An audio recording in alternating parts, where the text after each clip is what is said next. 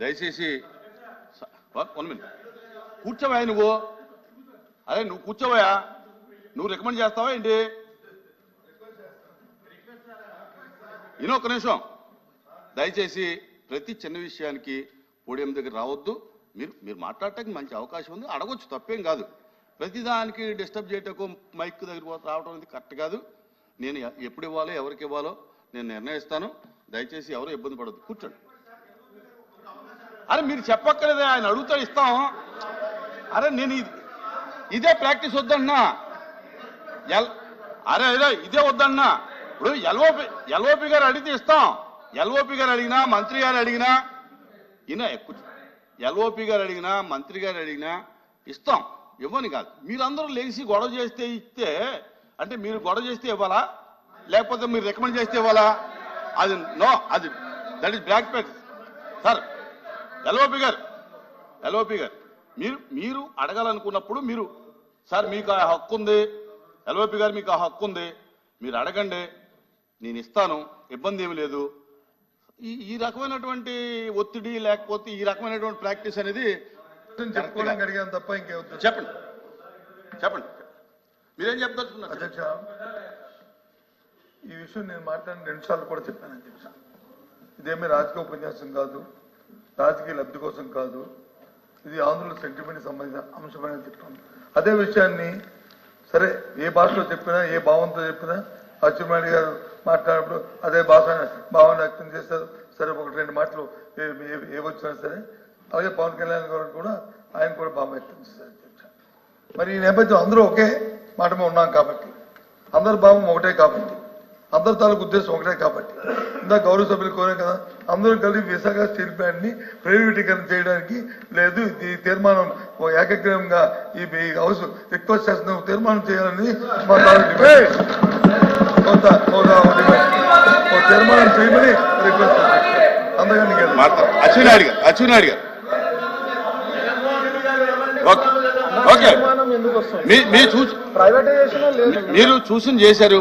ఆ మాటలకు కట్టుబడి మీరు కానీ ఎవరు కానీ కుటుంబం కానీ లేకపోతే ఉన్న థర్డ్ పార్టీ ఇక్కడ ఉన్న మెంబర్స్ కానీ మనం అందరూ కలిసి విశాఖపట్నం స్టీల్ ప్లాంట్ ని ఇప్పుడున్న స్థాయిలో ప్రభుత్వ సంస్థగా కొనసాగాలనేది ఒక తీర్మానం చేయమని మా డిమాండ్ అధ్యక్ష. ఎక్కడ ఇబ్బంది అయిపోయిందా అధ్యక్ష? మినిస్టర్ గారు అయిపోయిందా? చెప్పండి. ఇది ఒక పార్టీకో లేదా ఒక వ్యక్తికో ఒక సంస్థకో సంబంధించింది కాదు అధ్యక్ష. ఇది విశాఖ హక్కు, ఆంధ్రుల హక్కు. మన రాష్ట్రంలో ఉన్న ఆంధ్రుల తాలూకు హక్కు అధ్యక్ష. 32 మంది ప్రాణత్యాగాలతో అయింది.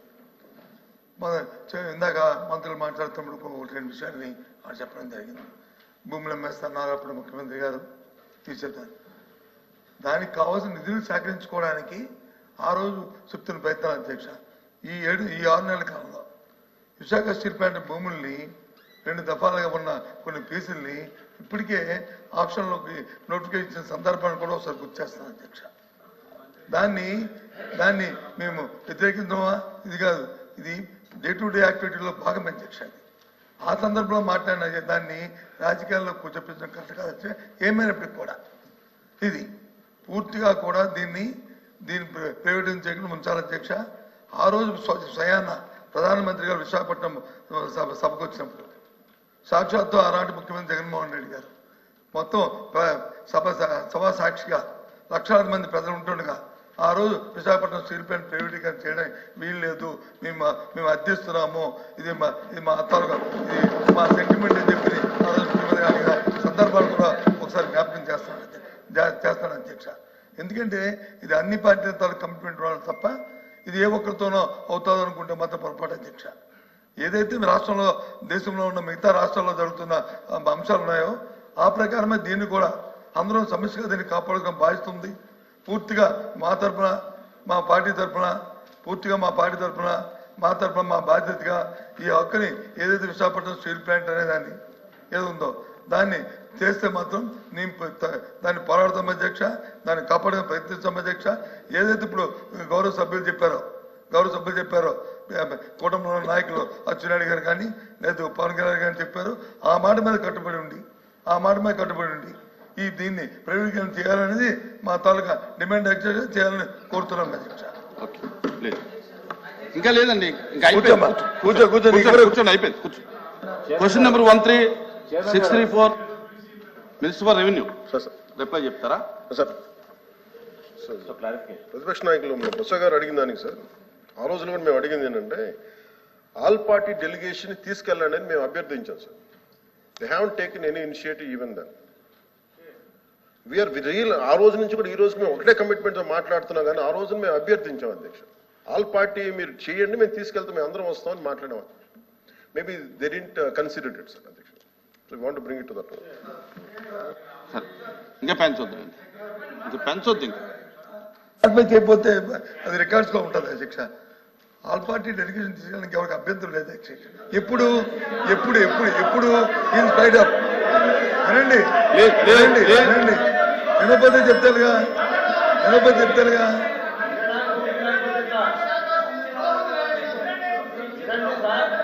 వినండి వినండి వినండి దయచేసి వినండి రామారావు గారు వినండి. వినటానికి అభ్యంతరం ఏముంది? ఆ రోజున్న ప్రభుత్వానికి ఆపే శక్తి లేకపోయినప్పుడు ఆల్ పార్టీ డెలిగేషన్ కావాలచ్చా. మాకు ఆ శక్తి ఉంది, అది ఉంది కాబట్టి ఎందుకు ఆపగలుగుతాం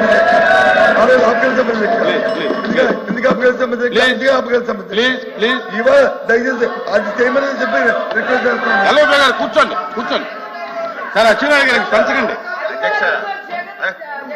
కూర్చోమ్మా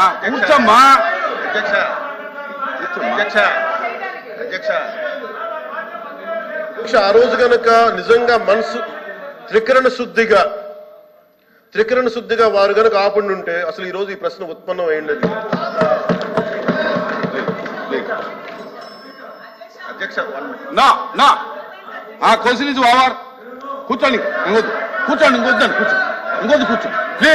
ప్లీజ్ కాంట్రవర్సీ అవుతుంది. Question number 13634 minister for revenue minister గారు ప్లీజ్ కూర్చోండి. అయిపోయింది కూర్చోండి. కూర్చోండి అయిపోయింది క్వశ్చన్ అయిపోయింది. కూర్చోండి ప్లీజ్ కూర్చోండి. ఎందుకు కూర్చోండి. క్వశ్చన్ అయిపోయింది. మీరు ఇలాగా కూర్చోవయ్యా స్వామి, కూర్చో రాహుల్ కూర్చో.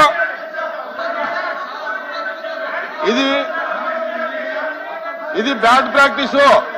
ఇది బ్యాడ్ ప్రాక్టీసు.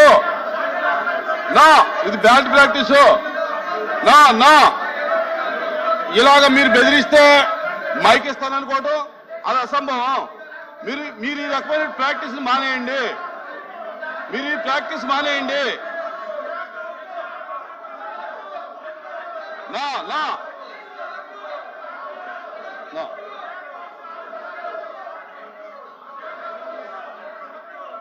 ఎవరు లేదు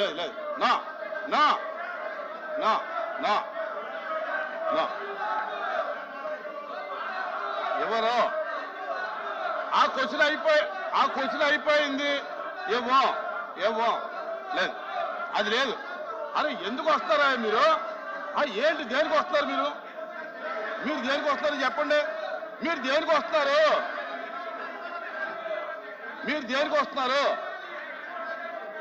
సార్? కూర్చోండి మినిస్టర్ గారు కూర్చోండి. ఒక్కళ్ళు చెప్పండి ఎందుకు వస్తారు మీరు